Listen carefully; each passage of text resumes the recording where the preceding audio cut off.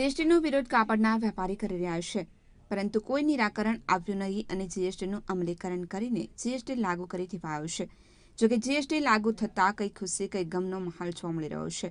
સુરતની કાપડના વેપારીઓના સવારથી ભેગા થઈને જીએસટીની સામે વિરોધ પ્રદર્શન કર્યું હતું. ટેક્સટાઇલ માર્કેટના હજારો વેપારીઓ ગુડલક માર્કેટની પાસે ભેગા થઈને એક સભા યોજી હતી, જેમાં જીએસટી હટાવવા માટે રણનીતિ તૈયાર કરી હતી.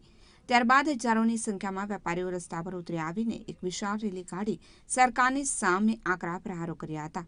જોકે હાલમાં વેપારીઓનું માનીએ તો વેપારીઓ હાલ લડી લેવાના મૂડમાં છે. જીએસટીને હટાવવાની માંગ સાથે છેલ્લા કેટલાક સમયથી કાપડના વેપારીઓ લડત લડી રહ્યા છે, પરંતુ હજુ સુધી ન્યાય મળ્યો નથી. ત્યારે જીએસટીનો અમલ પણ થઈ રહ્યો છે. ત્યારે આપ સુરતના દ્રશ્યો જોઈ રહ્યા છો. સુરતના ટેક્સટાઇલ માર્કેટમાં હજારોની સંખ્યામાં વેપારીઓ એકઠા થયા હતા અને એક મોટી ભવ્યમાં ભવ્ય રેલી કાઢી હતી. જ્યાં સુધી જીએસટી હટાવવામાં નહીં આવે ત્યાં સુધી આંદોલનના મૂડમાં વેપારીઓ જોવા મળતા હોય તેવું લાગી રહ્યું છે. આ બાદ દ્રશ્યો જોઈ રહ્યા સુરતની ટેક્સટાઇલ માર્કેટના દ્રશ્યો છે, જ્યાં મોટી સંખ્યામાં વેપારીઓ રોષ વ્યક્ત કરી રહ્યા છે અને આજનો દિવસ કેવો છે, કોયલા જેવો કાળો છે તેવા નારા સાથે અને સરકાર સામે વિરોધ પ્રદર્શન કરી રહ્યા છે. કેમેરામેન અજય કુમાર સાથે મયુર મિસ્ત્રી, સુરત.